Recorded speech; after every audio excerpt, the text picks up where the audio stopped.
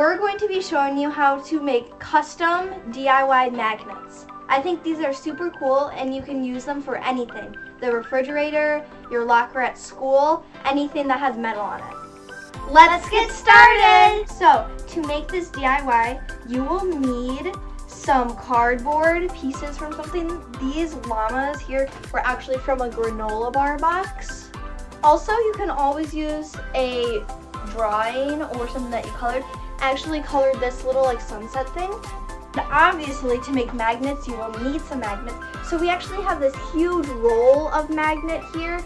It's like this thin a strip. If you want a way to like reuse your old magnets from like, we have a couple from like the dentist and stuff, or some of those things that you get from like festivals, those type of magnets, then you could definitely cut those up and use them and glue them on. That would work really well for this project.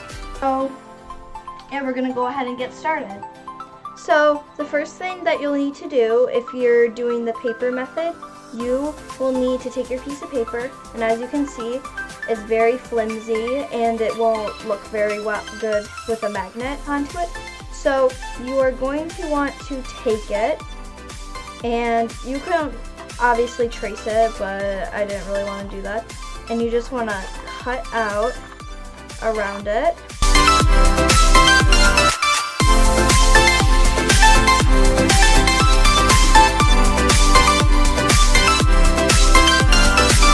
Okay, so I'm done cutting it out. And now the next step is to glue it on. So you're going to need to use any type of glue. It could be Elmer's glue, craft glue, it can be anything that you want. So I'm going to go ahead and glue this now. So I have my craft glue here, and all I'm going to do, so I'm going to remove this and just spread some glue on. I'm just going to pour a whole globful. You don't want too much. Otherwise, it might make it a little wrinkly. It might take a while to dry. And yeah.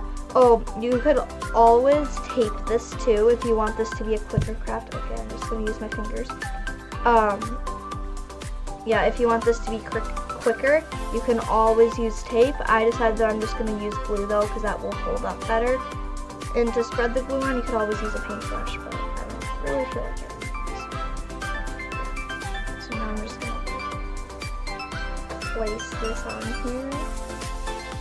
And you're going to want to let this dry before you actually start using your magnet, but you can still glue on the magnet part with the hot glue before you start using it. So I'm heating up my hot glue gun right here. It's just plugged in, trying to heat up. And now on the back is where you're going to glue the magnet, and it's up to you of how much like of the magnet pieces, I guess. I don't really know how much of the magnet to put on the back of it. If you have like a big thick part, then you could definitely cover the whole back of it in the magnet. But if you're like me and you only have this little skinny roll, then you could definitely get a couple pieces and just place it on there. But since this is pretty light, I don't think it'll be too much of a problem if I don't have a lot of the magnet on there.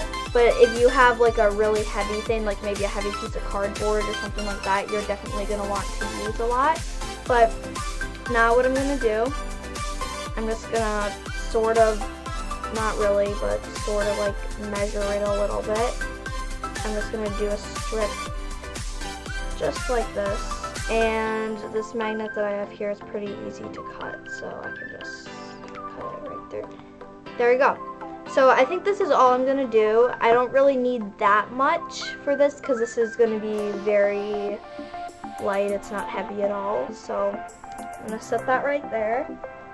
So what I want to do is I'm going to take my magnet piece and just run some hot glue around it or over it, making sure to kind of spread it a little, but then put it on before it dries, just like that. So I would say that this magnet is pretty much complete. I think it looks super nice. It's really cool. Obviously, you could do anything. You don't just have to do a sunset. That's just what I chose to do.